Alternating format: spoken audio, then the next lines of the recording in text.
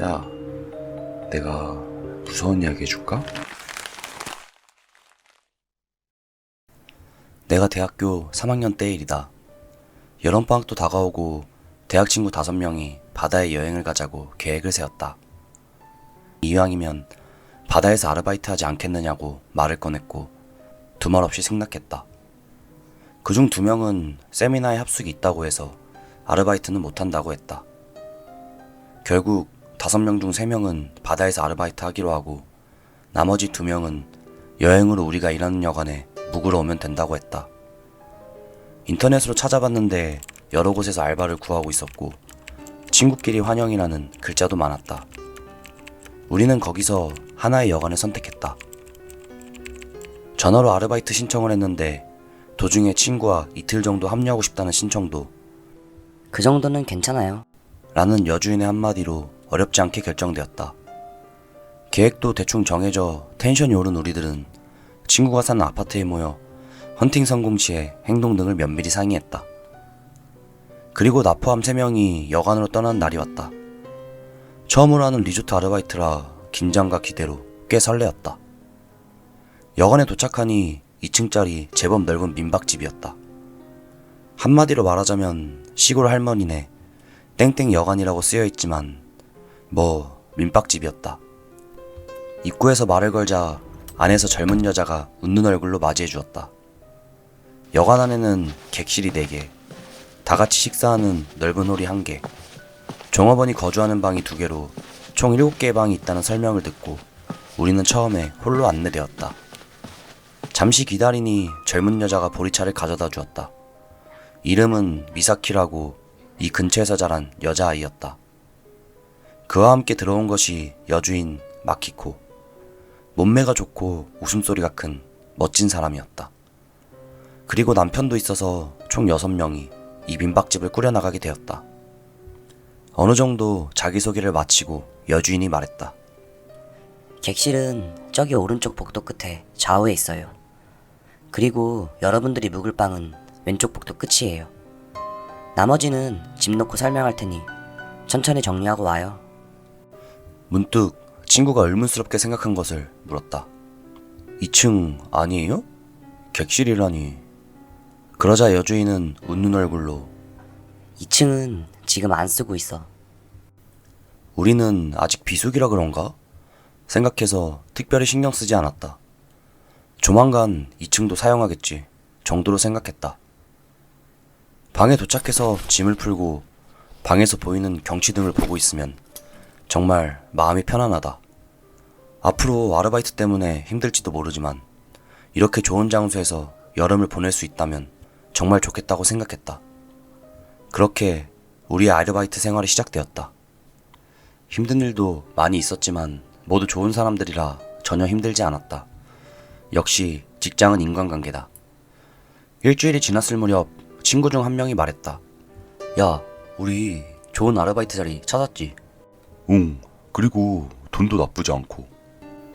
그렇지. 그래도 곧 시즌이잖아. 바빠지겠지? 그러고 보니 시즌이 되면 2층은 개방하는 거야? 아닐걸? 2층은 여주인들이 사는 거 아니야? 아, 그래? 아니, 잘 모르겠는데 요즘 여주인이 2층에 자주 밥을 가지고 가지 않아? 몰라. 비는 저녁 때 현관 앞에 청소를 담당하고 있기 때문에 2층에 올라가는 여주인의 모습을 자주 볼 수 있다고 한다. 여주인은 쟁반에 밥을 얹고 서둘러 2층으로 이어지는 계단으로 사라지는 모양이다. 그 이야기를 들은 우리는 별로 아무런 위화감도 품지 않았다. 그리고 며칠이 지난 어느 날 평소처럼 복도를 청소하고 있었는데 객실에서 몰래 나오는 여주인을 봤다. 기본적으로 방 청소 같은 건 미사키가 하고 여주인은 하지 않는다. 그래서 더 수상했는지도 모른다. 처음에는 눈을 의심했지만 역시 여주인으로 그날 하루 종일 한 일을 안고 있던 나는 결국 가만히 있을 수 없어서 친구에게 말했다. 그러자 A가 말했다. 나도 본 적 있어. 진짜? 왜 말 안 했어? 왜냐하면 뭔가 용건이 있다고 생각했고 게다가 의심하고 어색해지는 것도 싫잖아. 확실히 그렇네. 우리는 그때 한 달 정도 아르바이트 기간이 남았기에 셋이 못 본 척 할지 말지를 놓고 얘기했다. 그럼 여주인의 뒤를 따라가면 되잖아. 라는 제안을 했다. 이 좁은 여관에서 뒤를 밟는다는 건 현실적으로 무조건 들키지 않을까? 그렇겠지? 말도 안 되는 말 할 거면 조용히 해. 셋이 생각해도 끝이 나지 않았다. 다음 주에는 나머지 2명이 여기 오기로 되어 있고 아무 일 없이 지내면 즐겁게 지낼 수 있지 않을까 하고 생각했다. 하지만 남자 3명이다 보니 모험심이 작용해서 뭔가 수상한 것을 보면 보고한다는 것으로 이야기는 마무리되었다. 그리고 다음 날 밤 비가 한 방에 있는 우리들을 소집했다. 나 말이야, 여주인이 자주 2층에 올라간다고 했잖아. 항상 여주인이 계단으로 들어가는 것까지만 봤는데 어제는 그 후 나올 때까지 기다리고 있었어. 그랬더니 5분 만에 내려왔어. 그래서? 여주인은 항상 우리랑 밥 먹잖아. 그런데 쟁반에 밥을 얹고 2층으로 올라간다는 건 누군가 위층에 살고 있다는 거지? 뭐 그렇게 되겠지? 하지만 우린 그런 사람 본 적도 없고 얘기도 못 들었어. 확실히 수상하긴 하지만 환자일 수도 있잖아. 그건 나도 그렇게 생각했는데 5분 만에 밥을 다 먹는다니 꽤 건강한 거 아니야? 그래서 어떻게 생각하는데? 아무리 생각해도 수상해. 너희들 수상한 건 보고하라고 했잖아. 확실히 조금 으스스하다는 생각이 들었다. 2층에는 뭐가 있지? 다들 그런 생각으로 가득 차 있었다. 다음날 평소 하던 일을 일찍 끝내고 나와 A는 비가 있는 현관 앞에 모였다. 그리고 여주인이 나오기를 기다렸다. 잠시 후 여주인은 쟁반에 밥을 싣고 나와 2층으로 올라가는 계단의 문을 열자 안쪽으로 사라져갔다.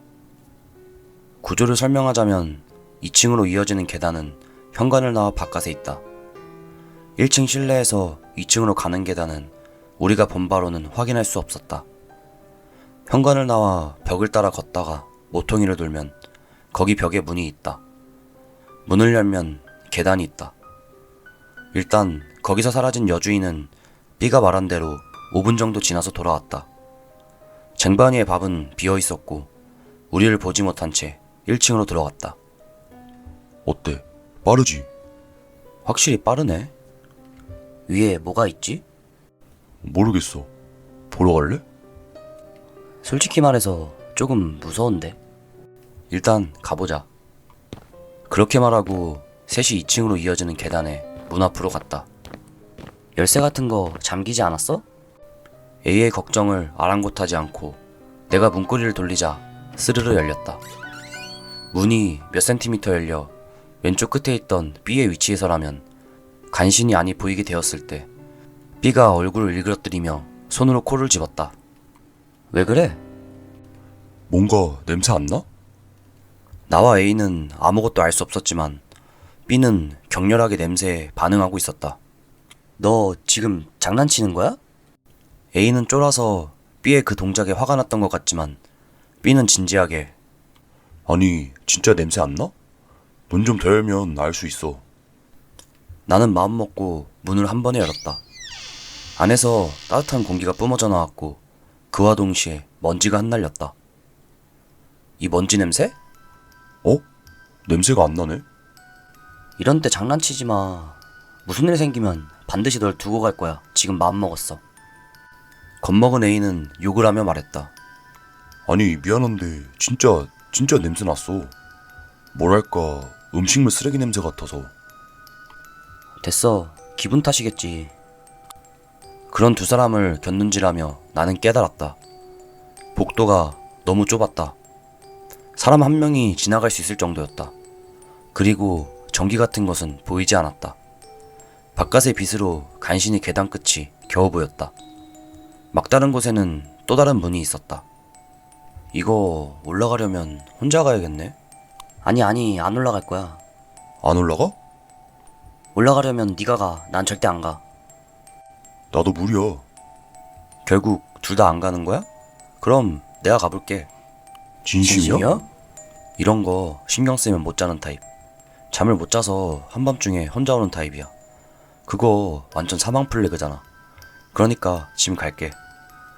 영문 모를 이유였지만 내 호기심을 고려하면 지금 A와 B가 있는 이 타이밍에 확인하는 게 좋을 것 같았다. 하지만 그 호기심에 뒤처지지 않고 공포심은 있었다. 일단 나 혼자 가게 되었지만 뭔가 비상사태가 일어났을 경우에는 절대로 나를 두고 도망가지 않고 제일 먼저 알려달라고 했다. 다만 아무 일도 없을 때는 갑자기 큰 소리를 내지 말라고, 만약 그렇게 되면 생명을 보장할 수 없다고도 전했다. 그리고 혼자서 계단을 올라갔다. 계단 안은 밖에서 빛이 들어와 어둑어둑한 느낌이었다. 조심스럽게 한 계단씩 계단을 오르기 시작했지만 도중부터 삐걱 삐걱 소리가 나기 시작했다.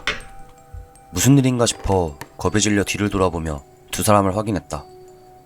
두 사람은 소리를 모르고 있는지 가만히 이쪽을 보고 엄지손가락을 세웠다. 이상 없음에 의미를 담아서. 나는 살짝 고개를 끄덕이고 다시 2층으로 향했다. 오래된 집에 흔히 있는 바닥이 울리는 현상이라고 생각했다. 아래 입구로부터 빛이 잘 닿지 않는 곳까지 올라가면 호기심과 공포심의 균형이 바뀌어 당장이라도 도망가고 싶은 기분이 들었다. 어둠 속에서 눈을 크게 뜨고 보면 막다른 곳의 문 앞에 무언가가 서 있을지도 모른다거나 하는 그런 생각이 계속 들었다. 삐걱 삐걱 삐걱. 이 소리도 점점 심해져 아무래도 자신이 무언가를 밟고 있는 감촉이 느껴졌다. 벌레인가 싶어 등줄기가 오싹했다. 하지만 뭔가 움직이는 것 같지 않았고 어두워서 확인도 할 수 없었다. 몇 번이나 뒤돌아봤는지 모르겠지만 중간부터 역광 때문인지 두 사람의 모습이 어둑어둑한 그림자로 보이게 되었다. 다만 엄지손가락만은 똑바로 세워져 있었다. 그리고 마침내 막다른 곳에 다다랐을 때 강렬한 악취가 내 코를 찔렀다. 음식물 쓰레기와 하수구 냄새가 뒤섞인 듯한 느낌이었다. 뭐야? 그렇게 생각하며 주위를 둘러보았다. 그때 내 눈에 들어온 것은 막다른 골목에 무더기로 쌓인 밥이었다. 바로 그것이 이상한 냄새의 근원이 되고 있어서 왜 눈치채지 못했는지 생각이 들 정도로 파리가 날아다니고 있었다. 그리고 나는 미쳐가는 중에 또 하나의 사실을 발견했다. 2층 막다른 곳의 문에는 베니어판 같은 것이 무수히 많은 못으로 박혀있고 그 위에 많은 부적이 붙어 있었다. 게다가 박은 못에 뭔가 가늘고 긴 밧줄이 감겨 있어서 거미줄 같은 모양이었다. 솔직히 부적을 본 건 처음이었다. 그러니까 그게 부적이었다고 단언할 자신은 없지만 그냥 스티커도 아닐 거로 생각한다. 분명히 뭔가 갇혀있다는 그런 분위기가 감돌았다. 나는 그때 처음으로 내가 한 일이 잘못되었다고 생각했다. 돌아가자. 그렇게 생각하고 발길을 돌리려고 할 때 갑자기 등 뒤에서 소리가 들렸다. 문 너머에서 뭔가 긁는 듯한 소리였다. 그리고 그 다음에 불규칙한 숨소리가 들렸다. 이때는 정말 심장이 멎는 줄 알았다. 그냥 뒤돌아보지 않고 가면 되는데 마치 뱀 앞의 개구리처럼 그 자리에 가만히 서 있을 수밖에 없었다. 눈만 두리번 움직이고 식은땀에 등은 흠뻑 젖었다. 그 사이에도 그 소리는 계속되었고 긴장으로 굳어진 내 다리를 어떻게든 움직이려고 안간힘을 썼다. 그러자 등 뒤에서 들려던 소리가 한순간 멈췄다. 정말 한순간이었고 눈 깜짝한 사이도 없었을 정도로 곧바로 하는 소리가 들리고 또 긁어대는 소리가 들렸다. 믿을 수 없었지만 그것은 내 머리 바로 위 천장 위에서 들려왔다. 조금 전까지 문 너머에서 울리고 있었는데 순식간에 머리 위로 이동했다. 다리가 후들후들 떨리기 시작했고 더 이상 아무것도 할 수 없을 것 같았다. 속으로 살려달라고 몇 번이고 소리쳤다. 그러던 중 정말로 이것도 한순간이지만 시야의 한쪽 구석에서 움직이는 것이 보였다. 그때 나는 움직이는 모든 것이 무서워서 볼까 말까 꽤 망설였지만 마음을 굳게 먹고 보니 그것은 A와 B였다. 밑에서 뭔가 소리치며 손짓하고 있었다. 겨우 A와 B의 목소리가 들려왔다. 야, 빨리 내려와. 괜찮아? 이 순간 단번에 몸이 자유워졌고 정신을 차린 나는 쏜살같이 계단을 뛰어내려갔다. 나중에 두 사람한테 들었는데 난 이때 눈을 감은 채로 엄청난 기세로 내려온 것 같다. 뛰어내려온 나는 어쨌든 안전한 장소에 가고 싶어서 그냥 A와 B의 옆을 지나쳐 방으로 뛰어간 것 같은데 이때는 기억이 잘 나지 않는다. 공포감에 마비돼서 그런 것 같았다. 방으로 돌아온 지 얼마 지나지 않아 A와 B가 돌아왔다. 야, 괜찮아? 무슨 일이 있었던 거야? 대답할 수가 없었다. 아니, 귀에 그 소리가 남아있어서 떠올리기가 두려웠다. 그러자 A가 신중한 표정으로 물었다. 위에서 뭐 먹었어? 질문의 의미를 이해하지 못하고 되물었다. 그러자 A는 터무니없는 소리를 했다. 너 말이야, 위에 올라가자마자 바로 쪼그리고 앉았잖아. 나랑 B랑 뭘 하고 있을까 싶어서 뚫어져라 쳐다봤는데 뭔가를 필사적으로 먹고 있었어. 입에 쑤셔 넣고 있었다고 해야 하나? 게다가 말이야, 그거 A와 B는 나란히 내 가슴을 쳐다본다. 뭔가 싶어 자신의 가슴팍을 보니 대량의 오물이 달라붙어 있었다. 거기서 썩은 음식 냄새가 확 풍겨서 나는 화장실로 달려가 뱃속의 내용물을 모두 토해냈다. 무슨 일이 일어나고 있는지 알 수 없었다. 나는 위층에 올라가고 나서의 기억이 있고 그 공포의 체험도 선명하게 기억하고 있다. 단 한 번도 쭈그리고 앉은 적이 없고 하물며 그 썩은 음식물을 입에 넣을 리도 없다. 그런데도 확실히 내 옷에는 썩은 음식물이 달라붙어 있고 자세히 보면 손에도 그것을 잡은 흔적이 있었다. 미칠 것만 같았다. 나를 걱정해서 보러 온 A와 B는 무슨 일이 있었는지 말해줄래? 좀 너 심상치 않아. 그렇게 말했다.